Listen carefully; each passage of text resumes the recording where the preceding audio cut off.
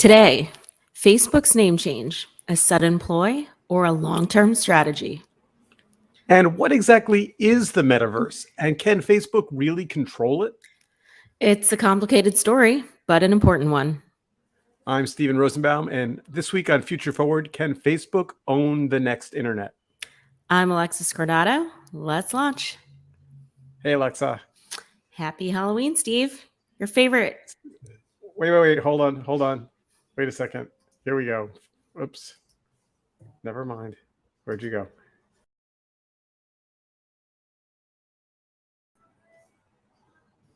Ooh. It's probably hard to record in that.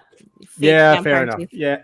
And the problem so I went and got my fangs for this year, and then after I brought them home, I realized that with a mask on, the fang's not so effective. Right. Unless you just get a mask with fangs built in. But yes, exactly. Oh, which is a good idea. So this Facebook, the metaverse was gonna be a thing anyway, and so I thought for today's show it would be good to at least start with kind of a primer on what this thing is, why it's, I mean, the Facebook story brings it front and center, but it's not the only reason to talk about it for sure. So should we just dive into this? So there's a good kind of overview that the New York Times has, which is titled, "Are We in the Metaverse Yet?" And there are two kind of, like, for me, two checkpoints of when this word came up. The first was Neil Stephenson's Snow Crash, which was a great read and was kind of he coined the phrase metaverse, and then kind of refreshed in the book Ready Player One, which was theoretically a teen sci-fi novel, but I consumed like a fan, and then the movie. I actually enjoyed the Yeah. movie. I thought it was very entertaining. I found it. I had the story in my head from the book. This is the book to movie story of the world, which is, I liked the images I had of the characters in my head better than the ones on the screen. Mm-hmm. But should we just, like, for our listeners who are kind of coming to this new and are getting this word thrown at them a lot, should we just get everybody up to speed? Would that be like a good starting point? Sure. So what's your take on the metaverse? What is it, and are we in it? So the answer is no, we're not in it. And when it's fully built, it'll be, and people participate in it, it'll be something like a totally virtual world in which you can connect, meet, purchase, play, interact, and wearing different avatars. So I might have the Steve Rosenbaum serious techie guy avatar, and I might also have a entirely different persona, with a different name and a different face and a different, everything, body type, sexuality, whatever. There's already elements of that happening on the web, but not in a way that's fully immersive. So is this concept of a metaverse, does it feel novel? Are we closer than we were compared to, say, Second Life or playing The Sims? Like, how do you distinguish the metaverse from other world building experiences? Well, I don't play any of these games, so perhaps some of our listeners can chime in here, but certainly Roblox, Fortnite, Animal Crossing are all, immersive games and in worlds. And you think that's kind of like the gateway into this becoming mainstream? There's a younger generation of, I don't know, digital first members of society who just love being in a virtual world. I think you have to be careful to use the word gateway, because there's only one word that comes after gateway in common parlance, which is drug. We're talking about Facebook, Steve. So of course it's going to be addictive, highly addictive.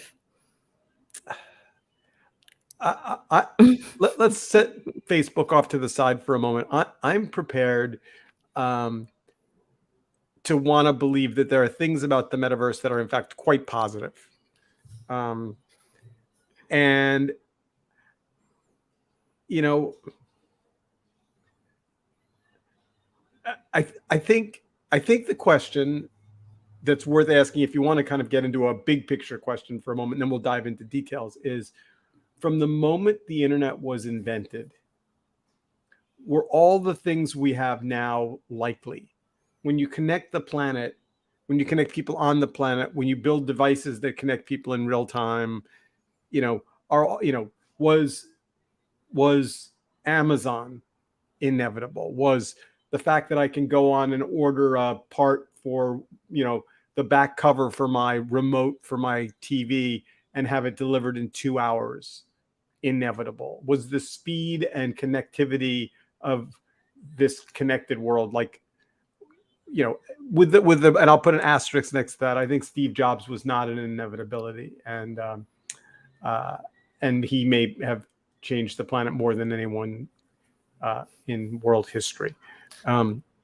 So I'm going to be a little bit of a contrarian, I guess. So in the pandemic, I feel like there are two groups of people. People who said, wow, I actually am an introvert and I don't need to be as social and out and about as I was before. And then there are people who definitively were like, I need to be with friends and family. I need to hug them. I need just that physical IRL experience. Do you feel like the metaverse is like a zero sum experience where it's ubiquitous? Everyone opts into it, and we all sort of accept a world where we put on some, I don't know, Oculus headsets or some cool glasses, and we just stay put and we're meeting like virtually in a conference room? So many, I literally had 4 answers to that. So by I'm not an introvert and I need to hug people, I think you're referring to yourself. Maybe. And with all appropriate respect to your relative youth and vitality, it might be generational. I went to a restaurant last night. We went out to dinner, and sitting next to me was a family and a little girl sitting at the table, happily watching an iPhone. Mm-hmm. And I would have found that appalling 5 years ago. And now I'm just like, parents are talking. She's in her, like, I think if you're born in a world in which you're given a phone when you're how old? What's the youngest? Well, I see 2-year-olds with phones. Yeah, their own or their mommy's. No, they're borrowing, or it's like an old iPad that's just been repurposed and it's a crib device now. A crib device. I guess what I'm saying is I don't think you and I know the answer to this question, but my guess is that each successive generation is more comfortable having meaningful relationships that are fully digital. Mm-hmm. I mean, I met my husband on a dating app, and I'd say that was taboo 20 years ago. And it's very, very commonplace now. Oh, where'd you meet? Oh, we met online. We met on an app. Ooh, here's a good story. People who meet online, date online, and marry online without ever meeting in real life. I mean, we've seen it, right? I know people who have gotten married in World of Warcraft. Like did their wedding in World of Warcraft. But I'm saying, could they have their entire relationship? Could they literally get married, legally married, and never meet in person? It's so interesting because the pandemic definitely got us closer to that, like by leapfrogs, meaning by virtue of courtrooms being closed. I know at least 3 couples who got married on Zoom. So there was like the officiant wasn't in the room with them. Wow. And it was legal. So I don't see how, like, that sets a legal precedent where an officiant in World of Warcraft or Roblox could probably, or Fortnite could probably officiate. So the answer to your original question is, I think we're already in Metaverse 1.0. and I think that most of it's gaming at this point. You know, I would have thought that at some point in the mid moment of the pandemic, there would have been this massive sale of headgear, and people would have started having meetings in digital spaces. I have to tell you, no one ever invited me to a virtual meeting. I never gathered one. I don't own headgear. Mm-hmm. I do own a bunch of those cardboard New York Times, you know, put the cardboard box up to your head and look around, you know, back when that was a thing. Um, Headgear is expensive. Um, the best one is probably Oculus Quest, and it's Facebook, and there's lots of Facebook negativity and pushback. So They're changing the name though. It's going to be MetaQuest.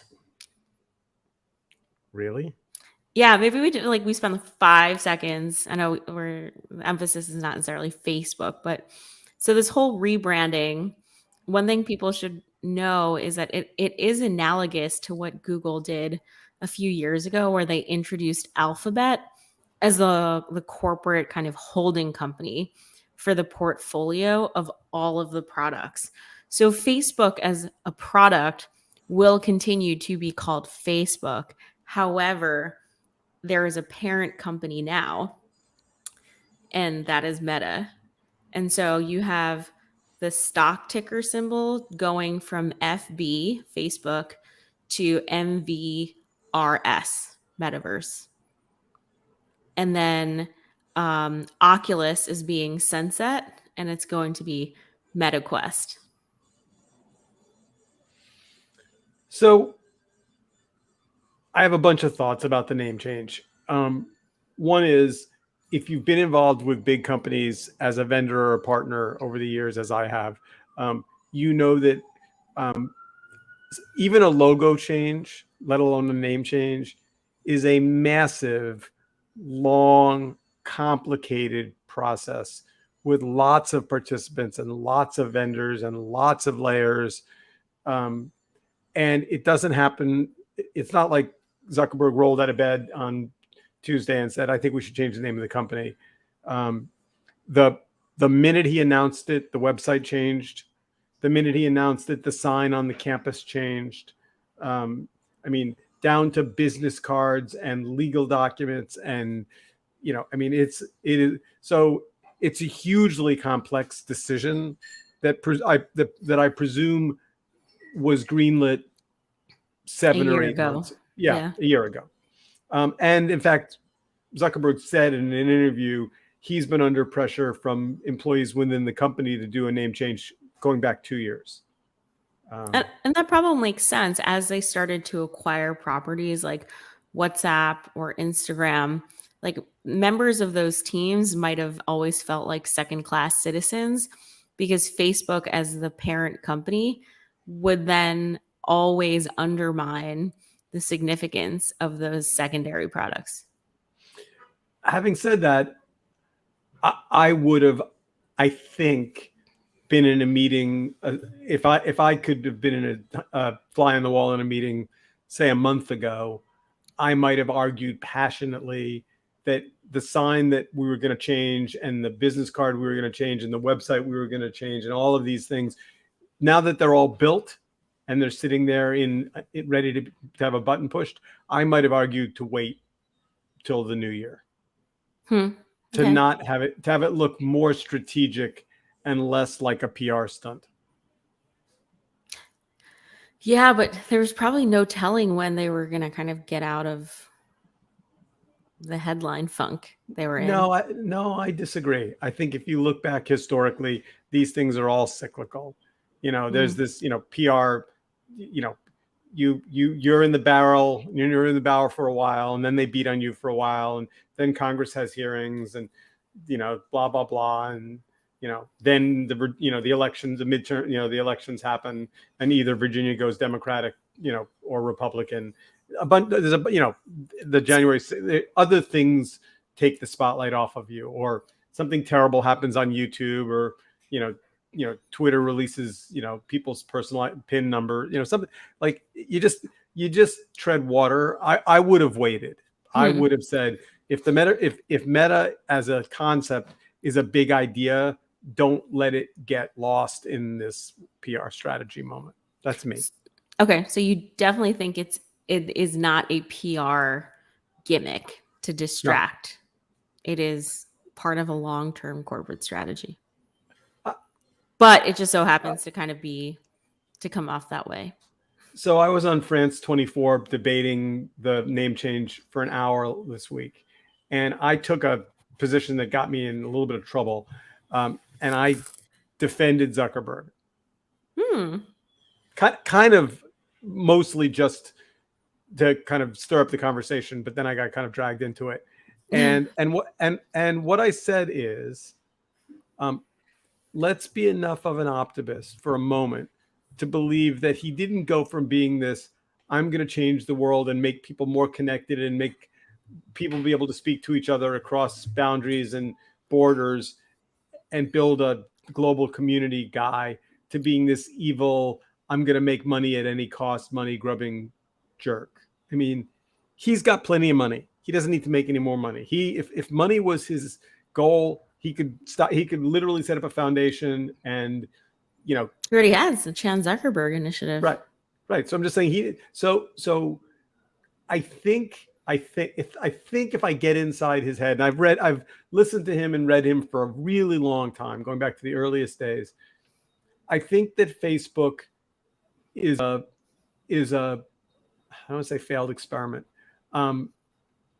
When you take the world's population with its language differences and its religious differences and its political differences and its social differences, and you put them all in the same space, it's going to be super messy. Mm-hmm. And I think as a challenge, I think his interest is in solving that, or at least trying to. And in doing that, like the algorithm that says, you've heard me say this on the pod before, but like if I say I was at a concert last night and it was the bomb, which I would not say because I don't use that word in my vocabulary. How does an algorithm know that the word bomb coming from Steve Rosenbaum after going to see XYZ band is not a threat? Right. Like the number of inputs that algorithm needs in order to, did I just set the account up an hour ago? Am I a long-term user? Do I have a history of threatening language? It's like, So sentiment analysis is not an easy thing. So are you saying that, okay, Mark Zuckerberg set out to build Facebook and with the promise of a more connected world being a good thing, and then inadvertently algorithms took over and it just got too complicated? Is the metaverse an extension of the original vision that when people come together, good things happen? And it takes out the complexity of real world constraints. Like, does the metaverse free Mark Zuckerberg of that global complexity that you just spoke of? Yeah, no to all of that. I think the metaverse. I don't think he's creating the metaverse. I think technologists as a community agree that we're going in some version of that direction, and I think he'd rather get ahead of it and be part of the solution rather than a victim of it. So, in terms of Facebook's role in it, it's not the metaverse. It is a facilitator in creating the metaverse, an access point to the metaverse. Well, they have one of these metaverse worlds called Horizon, which I've never looked at and I don't know anything about. All right, you're asking exactly the right question, which is there a metaverse or are there metaverses? Right. It's like, there's the internet. Is the internet like the metaverse? And you have websites and platforms and experiences, or is the metaverse like all fragmented? All right, I'll throw a wrench in the conversation. I think and I'm willing to defend this, that the real strategic owner of the metaverse, the company with the most to gain and with the most strategic vision to be the connecting points of it, is, drumroll, Apple. Amazon. Ooh. Apple. Okay. Why do you say Apple? I think headgear is uncomfortable. I don't think anyone wants to wear a helmet on their head all day. I think if you watch, going back to 2016, Apple glasses tech development is all about lightweight. There's a version that's kicking around of Apple glasses in which it actually projects images into your eyes, which is creepy, but in some ways less creepy than wearing a helmet. I think that the metaverse doesn't exist unless there's some kind of immersive experience. I think Apple's decision to be focused on privacy and not advertising and subscription revenue and all of these things, you might rather pay Apple $4.99 a month for their access point than pay Mark Zuckerberg nothing, but have him sell your most intimate personal thoughts and feelings to an advertiser. And that's the showdown. That's the showdown. I mean, that's interesting. I believe that from a design standpoint, consumers trust Apple. Like if they were to roll out a VR product, that it would not only look better, but potentially be more intuitive than other products on the market. I think I would argue that like Amazon could do something really interesting, just because when I think about some of the use cases and the data layers they have and the infrastructure, there's some very practical jump off points. Meaning, if I don't want to go to Whole Foods, Trader Joe's, or Costco on a busy weekend, right? I can go into Amazon's like Metaverse portal and shop. Yeah, I don't. So again, back to listeners who are still trying to get their heads around this word that appeared in their lexicon in the last month and a half, 2 weeks. Yeah, I don't think it's going to be a one size fits all thing. And I think the reason why I say Apple, and I think you actually nailed it in terms of trust, is so I'm sitting here in front of an Apple computer. I'm wearing Apple AirPods. This is my new 13X iPhone. I have an iPad and a bunch of other Apple computers. And you just upgraded your Mac. Yeah, and I've got a bunch of Apple desktop older machines for sale to get them out of the house. I'm already like, and the more they make those devices talk to each other and interact with each other and hand off experiences, the happier I am, because they've never done anything creepy.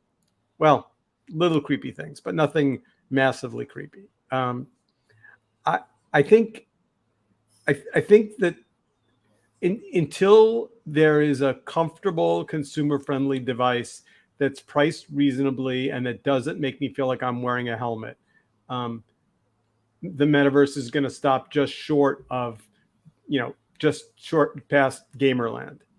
I think what's so interesting right now is you are seeing sort of like escapist tech, and I'll put the metaverse and all things world building in that, right? There's like a desire for people to want to have a blank canvas to create, to gather in spaces where their avatars don't necessarily represent their real self. And then we have this whole other, I don't know if it's two sides of the same coin or it's just a different trend that's actually an argument that the metaverse will never come to fruition, which is IoT, the Internet of Things, because more and more digital layers are being incorporated into the physical world.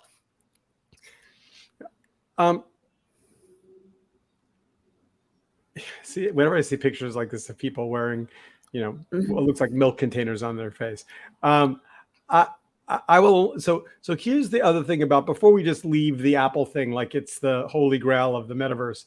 Let me propose alternate scary elements. Apple's at war with Epic Games right now, and a bunch of other gaming platforms. Um, Apple is pretty controlling in what it lets into its worlds, and has a history of limiting which apps it lets into the App Store. Um, for those of you who've watched any of the Apple TV Plus shows, they are expensive and glossy, and they just feel constrained. Um, and there is a fairly active conversation among the Hollywood community about Apple's decision to come in and micromanage scripts and language and storylines. So the the Zuckerberg metaverse and the Apple metaverse are two really different things. Right. And there's probably no going back depending on who gets the upper hand. Yeah. Um, so to summarize, so I guess the other thing is, um,